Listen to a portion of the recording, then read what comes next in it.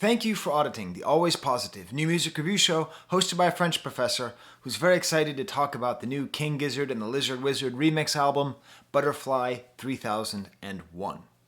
This will be a little bit of a shorter video than usual. I am giving a talk at a conference in Paris about my hip-hop minor that I created at my college. If you're on my Patreon, you'll see me give a dry run of that talk. Check that out, patreon.com/Professor Sky. But let's talk about this remix album. The last time I reviewed a remix album, it was of Perfume Genius, and frankly, I didn't get a lot of interest in that video. So maybe people aren't that interested in remix albums. They're a tricky thing to talk about and to think about. Like, why do they exist? The reasons why they shouldn't exist make sense, right? I mean, it's minimally a new creation. At its best, it's a reformulation of something that you love. At its worst, it's something that doesn't need to be done. I think the best reason, the simplest reason why remix albums should exist is the same reason that this exists. I don't mean Harry Potter and the Deathly Hallows, the book. I mean this edition. You see, this is the new cover that came out like 6 years ago. My kids already own the books, the audiobooks, had already read them several times. These are all the same words. But this was an excuse to get another copy, to reread, to rethink about it, to think about the imagery, to think about the choices on the cover, to think about the drawings, to think about this thing that you love. Much like with the Perfume Genius album remix, I welcome these kinds of remix albums because I listen to hundreds of albums a year. I love like 50 to 70 to 100 albums a year. Everything goes by so quickly. So I love this chance to go back and really revisit Butterfly 3000. At its best, it's a communication between a new artist and this, and me, and the listener. I'm a part of this. The way that I ingest this new reformulation of this music that I've come to love so much is part of this remix process. Do you own this album, by the way?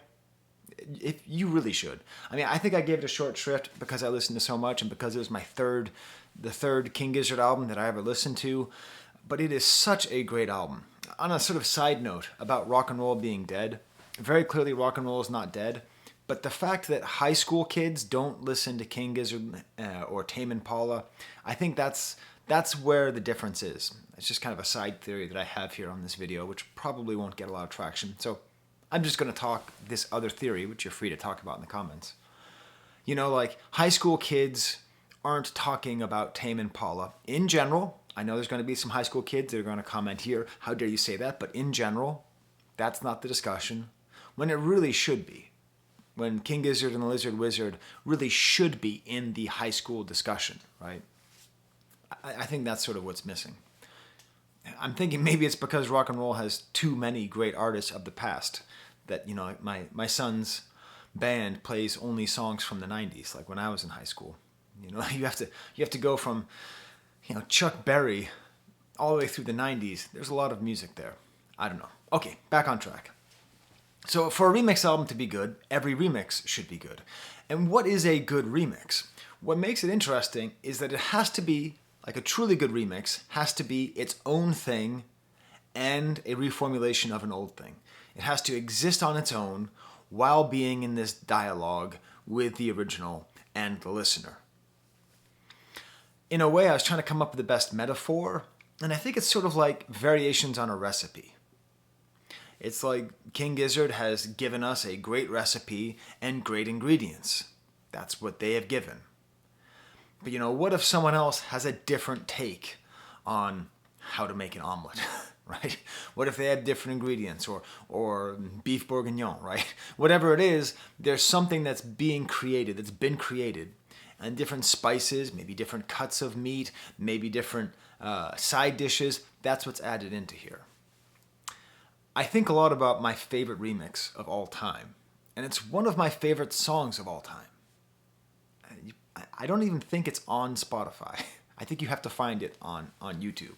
I'll include a link to it up here just for fun. It's the Confusion remix by Pump Panel for the Blade soundtrack. This is what I'm talking about. It completely decontextualizes the original song by New Order while also keeping enough of the original song that if you know the original song, it's this fascinating, stretched out reimagining, totally different purpose, totally different function. But yet, without the original, it could not exist. Yet, the original itself could never have imagined something so creative, pulsing, dark, and fascinating. That happens to be my favorite remix. I'm going to be doing a lot of calls because I find, like I'm saying, like remixes, I'm going to be asking you to comment a lot. And it's not just because I want the engagement and all that sweet stimmy. It's more that like I'm interested in what do people think makes a good remix? Like what is your favorite remix? And if it's not the Confusion Pump Panel remix, why not? So this album, 3001, it's great. It's great to listen to. I believe I am going to listen to it all the way through. But it's an hour and 50 minutes.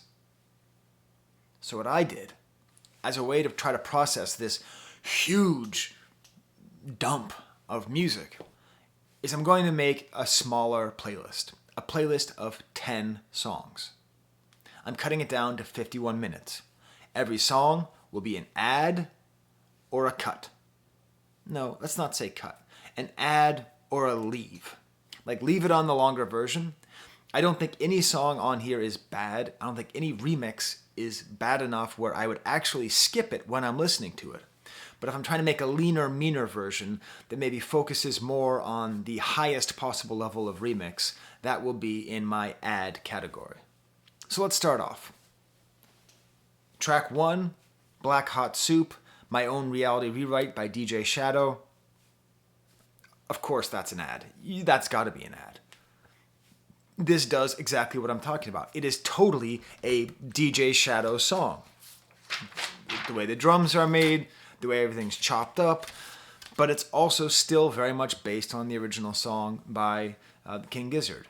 It is both original and new. It is a complete dialogue. It is, if you did a little work in your head and you said, what if DJ Shadow worked with King Gizzard? This is how good you wouldn't even know it could be.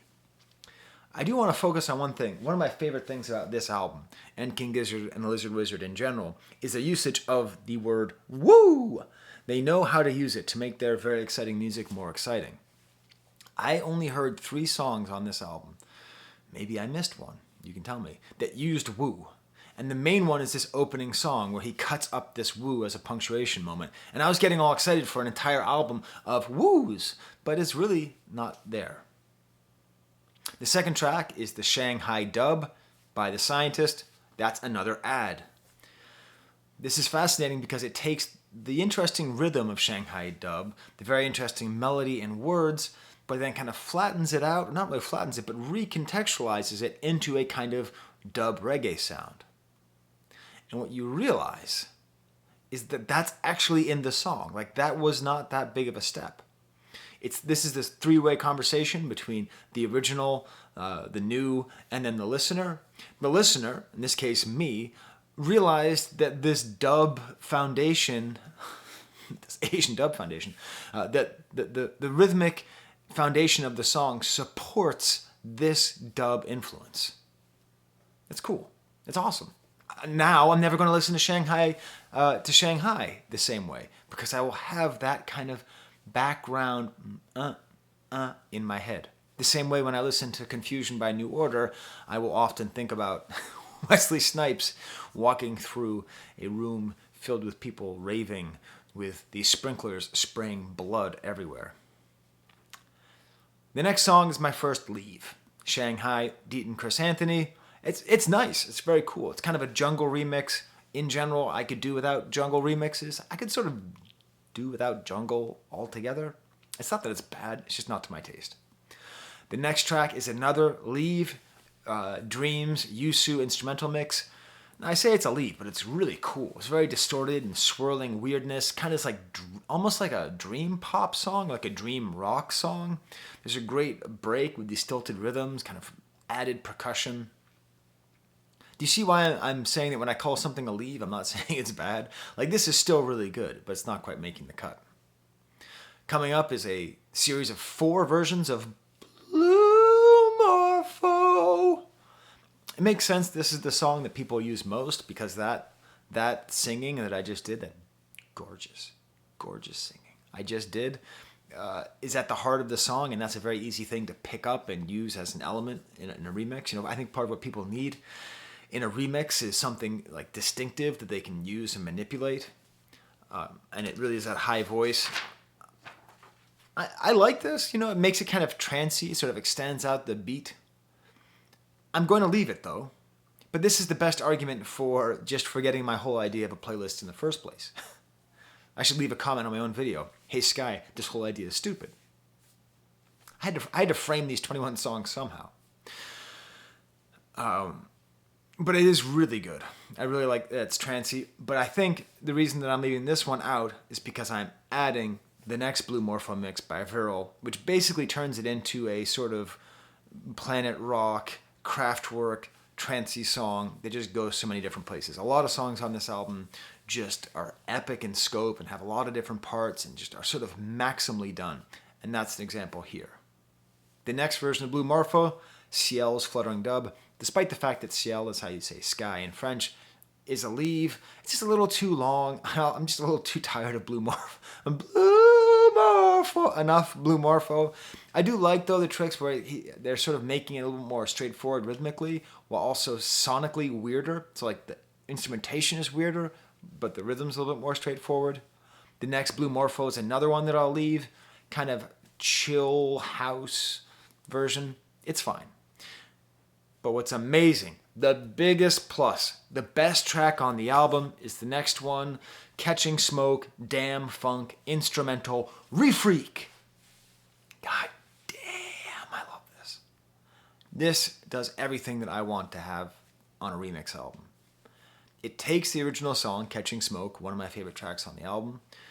Now, lyrically, I'm not a big fan because this is the one song that's like, take drugs. And as you probably know, I'm not much of a, I'm not anti-drugs, like, you know, legalize everything and empty the jails. I'm all for that. But I just, spiritually, I don't think it's a good plan to base your personality on being a consumer. But that's just me. So, but the song is irresistible, you know. I mean, I love Lucy in the Sky with Diamonds, you know, and the original Catching Smoke, totally different style, but it's that good. It's that good of a song. But what this does is, first of all, it makes it instrumental, which is cool, except the melody, which is always awesome, is still there, but it's in the back. And up front is this total transformation into the song becoming basically a West Coast funk song.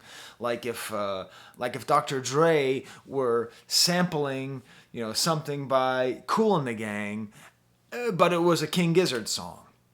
It's just so extended and so well. You know, I'm going to include a link to that up there. If you haven't heard it, this is my stamp of the album right here. Listen to this song. It's so good. It goes so many different places.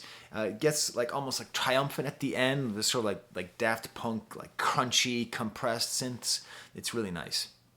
Damn, the sun's coming out to celebrate this great song. I apologize for the inconsistent lighting. You know, I use the sun as my light. I don't use a room light anymore.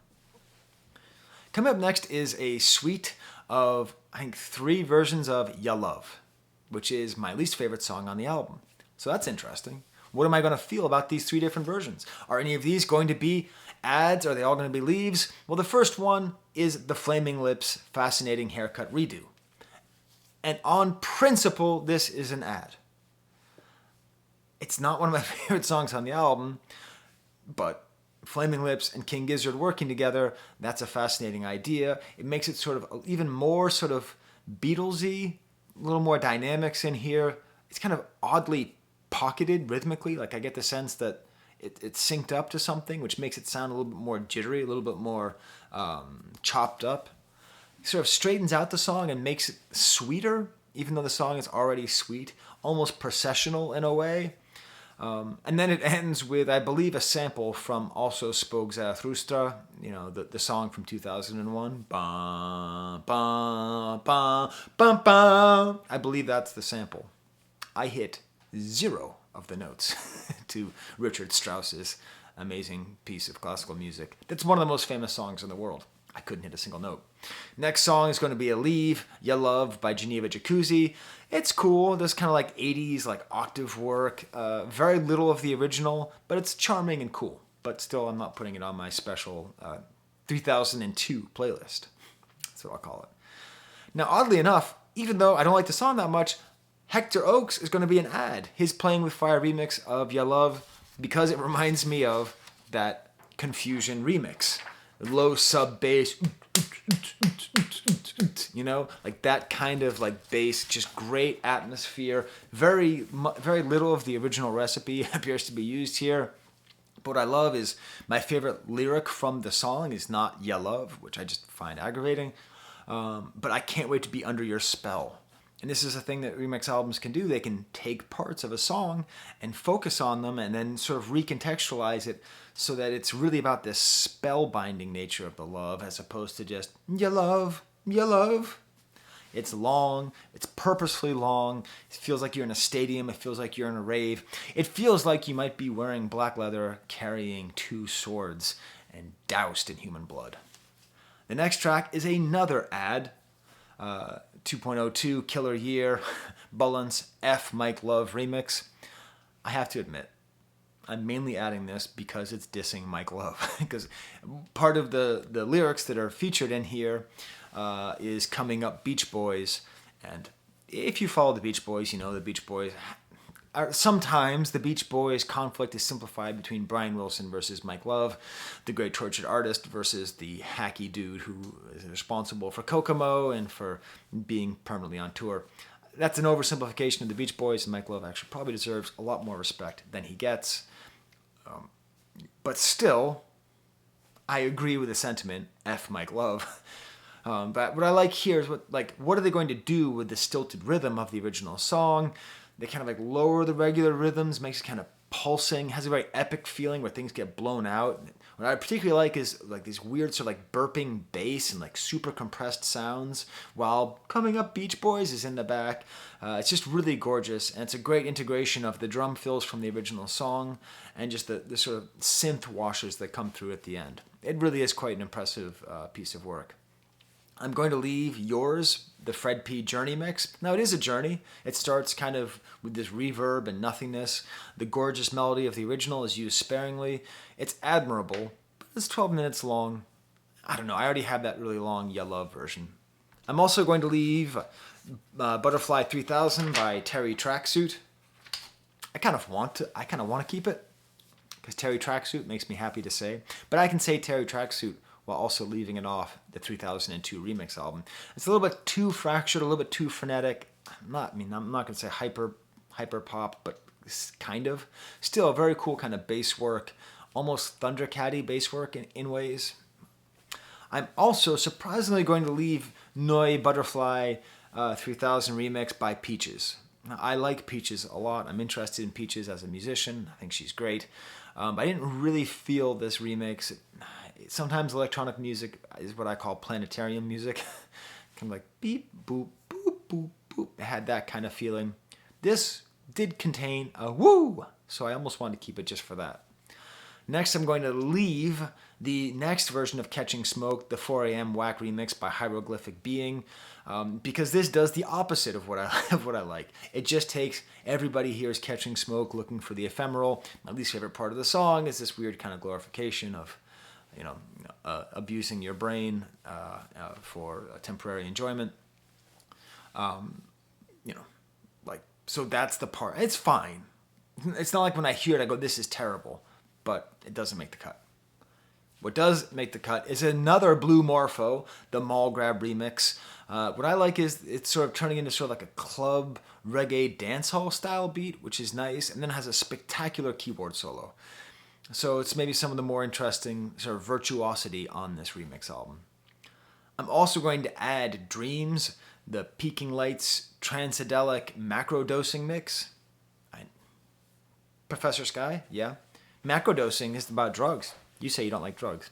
Hey, there's only so much you can dislike drugs while liking good music. And it is more psychedelic, but really just it has these sort of like house rhythms, but just so much percussion is added, so many drums are added, and it's spacey and cool, and it's psychedelic in all the right ways. I mean, psychedelic music is great. Music inspired by the drugs that I am against is wonderful. So, life is a paradox. No human being is internally consistent.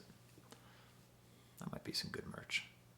No human being is internally consistent. That's not really the point of my channel. But what I love is how rhythmically fascinating it is while also being just standard 4 on the floor all the way through. I'm also going to add Interior People, the Confidence Man remix. It's not that I love it, but it's the only person doing Interior People, and it's the only... Sorry, got a little...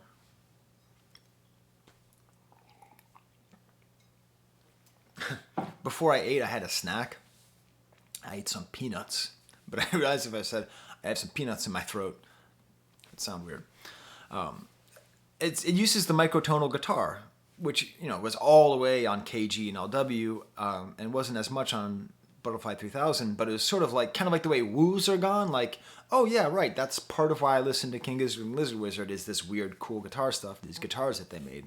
And I appreciate the bravery and just hearing this song, because on this 3002 remix album, the remix of a remix album, the listener's cut album, that's what I should call it, the 3002 listener's cut. Yeah, because you had the original album, and then the remix album, and then the album for the listeners. I like having the variation of different songs. It can't all just be Blue Morpho. I'm also going to leave the final Catching Smoke by Caitlin Aurelia Smith. It's cool. It's a little bit disjointed. It's a nice spacey version, and I'm thankful that it contains the return of the woo. You should buy this album if you don't own it, by the way. I mean, you get this. Look at these guys. Oh my God, they're coming to Rochester. I just discovered that yesterday. But the show is sold out. I'll find a way in if I have to pay the scalpers. It's very rare that a good show comes to my beautiful hometown, despite the fact my beautiful hometown is one of the most vibrant places for music in the country. So, there's my review. I'm going to ask you for some more. Do you disagree? What would be your 3002 listener's cut? Like how would you put this album together? Did you agree with my points? Did you disagree with them?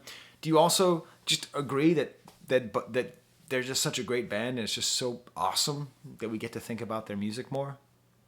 Like I'm a Star Wars fan, so I'm a total sucker. Every time they come out with a new remaster or add some scene or reconfigure some scene or just do a 4K redef, high def, THX sound, Dolby Stereo 5.1, I run out and buy it just so I have more time, more excuses to spend this time with the music and the culture that I love. Thank you, King Gizzard and Lizard Wizard. Till next time, there's the camera.